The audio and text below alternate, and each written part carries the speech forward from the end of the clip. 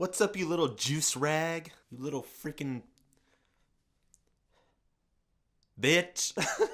Today, I hope to make some people uncomfortable. And I keep clapping. Why do I do this? Today, I hope to make some people uncomfortable and hopefully expand some people's horizons. Whatever that even means. So to do that, I'm going to shove music down your throat that you need to listen to before you die in a horrifying, flaming car accident that takes the life of you and your entire family. Alright, so the first artist we're going to be talking about today is JAL Mish.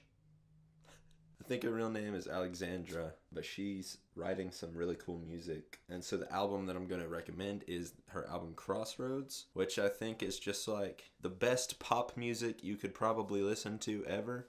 It combines like indie rock and really spaced out kind of atmospheric vocals and drums and stuff like that. And it does that tastefully while highlighting her voice, like really good. And her voice is really why I think she's one of my favorite vocalists, because she can go from really soft, mellow, and warm to like this gritty badassery that's just legit. She's also part of the band Destiny Potato, which is now Sorted Pink. Regardless of what they're called, they make amazing music. Which will bring me to the next artist who is also a part of Destiny Potato, and that is David Maksim Michich. Now, David Maksim is probably my biggest inspiration. His music is just literally a color palette of freaking everything. And it's done well. It doesn't sound forced, or I don't really have a word for it. His music is just there, and it's just weird, and it's good. This is why I should just get a real job and not try and do this, because I cannot find the words to say for what I want to say. And it's also 500 degrees in this freaking room, so my brain is bubbling like a freaking stewed chicken in a pot of the blood of Satan. David Maksim will make songs that start out heavy metal, then turn into indie rock, then out of nowhere will turn into freaking Austrian folk music or something with like accordion.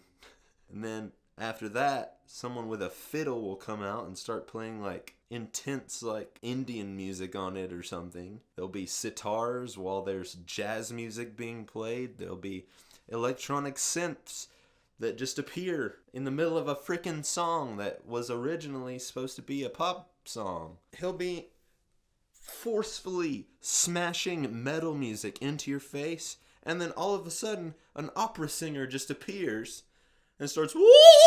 And that's the kind of music that David Maksim Michich is making, and that's what makes it so delightfully indulgent. It's like a fine wine, or a whiskey actually. Yeah, it's like a whiskey, you know. It's a little spicy, and you might get a little tipsy like very quickly if you take too much of it in. But if you liked the way all of that sounded, then I would recommend listening to his album Below 3, which is the third album, and I think that will give you a good grasp of everything that he's trying to make, because it's, like I said, there'll be like metal songs that turn into jazz songs, that turn into dubstep, that turn into polka music. So yeah, David Maksim Michich. The next band I want to talk about, let me preface with this. I like anime, okay? It's a confession, and it's a guilty pleasure, okay? I like anime. No shame, okay? I'm not a freaking weeb or anything. I like anime. And by watching anime, I discovered this Japanese post-hardcore prog rock indie band. Forgive me if I don't pronounce it correctly, but Ling Toste Shigur? That's cultural appropriation. You're a white dude. You can't listen to Japanese music. You racist. How dare you, you racist. You tried to pronounce the name of that Japanese, but you can't even speak Japanese. You freaking racist. You frick. You freaking dumbass, you bitch. You'll probably see the album cover right here, and you can just look them up for yourself. They're an excellent band, and one of the reasons I like them is because it feels like nothing is quantized. The vocals aren't pitch corrected. Of course, they probably are, but if they are, then it's very subtle, and I think that's what makes it so relatable and fun to listen to, because it's just kind of unbridled, crazy drum parts with like super fast strummed guitar parts and melodies that are very memorable and catchy, regardless of them being in Japanese. These type of melodies I'm just singing in my head as I, go to my job or whatever, or just walking around in my house. Like, I'm just singing these melodies and trying to speak Japanese. Is that wrong? So if you want to get into something that's a little different and is in a different language, then I would check out their song Abnormalize, which is the title track for the anime Psychopaths. You should also check that out because it's a damn good show. I'm not a weeb. I think the lead singer, or one of the lead singers, has a solo project. His name's like TK or something, and he also did the music for like Tokyo Ghoul's intro or whatever. So you should just check this band out because they just make good music that's memorable and fun to listen to. And if you don't speak Japanese, it doesn't even freaking matter. Just listen to it. It's fun to listen to. No shame. Be a weeb, dude. The next band I'm going to talk about is more indie rock style, and they're a band called Oak. I'm not familiar with a lot of their backstory or anything, and honestly, I'm not even that familiar with how I discovered them. All I know is the songs are beautiful and memorable and very raw sounding. Oak, I think, is just one guy and one girl, and I think they collab and make this music. They've done stuff for The Walking Dead in the past as like a soundtrack for The Walking Dead. And I just think their music is just nice to listen to really clear the air and just kind of chill out to. But they've also got parts that are powerful. And I think most of their stuff is just really reverby and has this live sound. And I think that's what most indie rockers kind of go for. But this is, I don't know, it just struck a nerve with me that I just really like it. So I think you should absolutely check them out. You should check out their album Civilian, which has just a handful of hits in it that I think are some of my favorite songs to listen to this day. So the next artist I want to talk about goes by the name Slow Meadow. And I think most people that have subscribed to my channel, if you've gotten this far, that means that you're open-minded to new things. And so this guy, well, he makes like atmospheric classical music. This dude listens to classical? What a freaking pussy! Well, listen, expand your horizons, my friend. Do it. Or you're gonna die in a horrible car crash. Slow Meadow, man, it's the best music to listen to. My freaking dad's calling me. Hold up. Yep. Are you standing yet? No. Well, your mama's coming home tomorrow. How am I going to get that finished if you don't sing?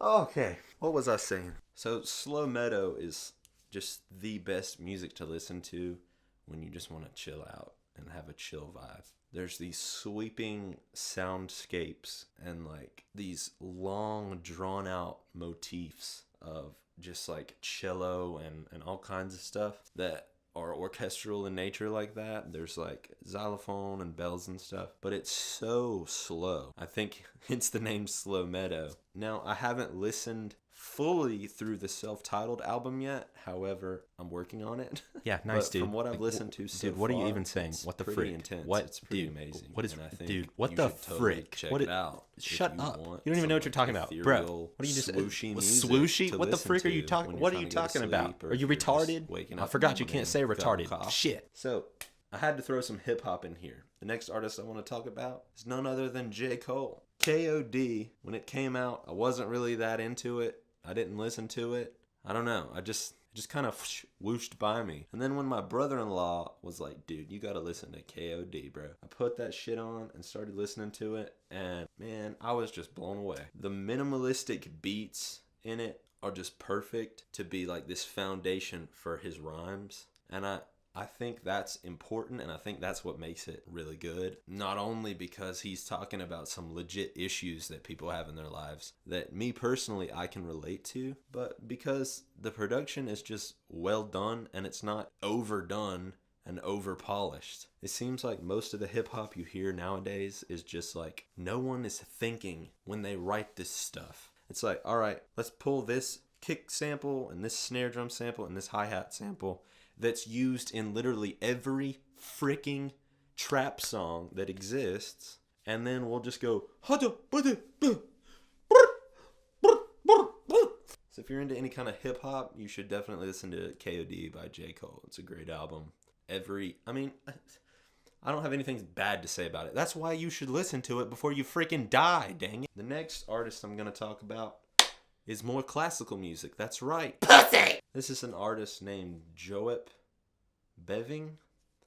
Again, gonna put the album right here. I think I should really calm down for what I'm about to say about this, because I think his music is incredibly important because it is completely stripped down and it's naked. It is just this guy sitting at his piano playing the songs that he wrote. And you can hear the keys hitting down, like you can hear the flesh of his fingers hit the keys sometimes in these recordings. You can hear some of the strings rattling inside of the piano. You can hear his piano bench creaking. In some of his songs, he has the television on in the background, and you can hear like cartoons playing. And I think the reason this is so important is because it's incredibly human, and that's why everyone should listen to it, because I think anyone can listen to it, hence why some of his songs have like over 34 million plays on Spotify.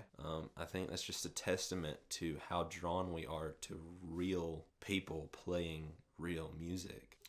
And that's kind of like what I said about that Japanese band earlier, is that it felt unpolished, but that added something to it. And so this guy's music is similar in that I think when we listen to it, we see ourselves, we see something that's real. And I think a lot of times in modern music, everything is just so polished and quantized and pitch shifted and corrected, and it's crazy, dude. But with this, you can really just get immersed in the emotion that he was trying to put behind the songs. And it's crazy how much emotion it stirred up in me by just listening to his album Solipsism, which is why I think it's important that we create some music that's not very polished, that's not very articulate, that's kind of sloppy and human, and it has mistakes in it, but the mistakes are what give it its value in a way. And so I think those little sounds that you hear in the background of his music and just like the raw and stripped down naked nature of it is what makes it art. So enough of me being all sentimental and deep. We'll go on to the next band, which is, I guess you could consider them a prog rock band. The name of this band is Atmospheres, and their album The Departure you should absolutely listen to. It has similar qualities to everything else that I've listed in that it doesn't sound like it's overly polished, but it still remains like a modern and glassy kind of sound. And the name of the band, Atmospheres, kind of has a lot to do with the music they make. It's very atmospheric. There's all kinds of background noise and streamed out reverberating vocals and lead guitar parts, and there are progressive elements to it, definitely. And there are also songs that are very heavy, but it's not like, you know, make you want to punch a wall heavy. It's like you want to cry while headbanging heavy, if that makes sense. Now, we're gonna do an upcoming band at the end of this video, and that band is called Satire, or Satire. I can't pronounce these guys worth of shit, bro. Their album Neutrino, it's freaking legit, bro. They're like a post-hardcore, they're like prog hardcore. And the music is just chaotic and crazy and awesome. They've got some stuff that's like, Nice, man, dude. Yeah, it's nice. so hard Good to way describe, to honestly. promote You this just new have to band. listen to Yeah, it. If say prog nothing hardcore about them. sounds Just good say to you, that then you people should. should listen. Yeah, just do that. Yeah, Check you it out. freaking, you dumbass. And they're a newer band. So yeah, show them some love, show them some support. Their song Andromeda probably has some of the coolest drum parts I've heard in a long time. And it's not that they're incredibly complicated or tasteful, it's just that they're done well in a way that's just fun. I'm gonna put all of these bands in the description so you can check them out and listen to them before you die. Because if you don't listen to them before you die, then you're gonna go to hell and die there. So yeah, I guess that's the end of this video. I overthought this video way too much, and now when I'm standing behind a camera, I think I just said really stupid things, but it's all good. So if you want to see more videos like this where I recommend legit music to you, then think about subscribing and liking this video and commenting that you loved it and that you want more. Yeah. Bye.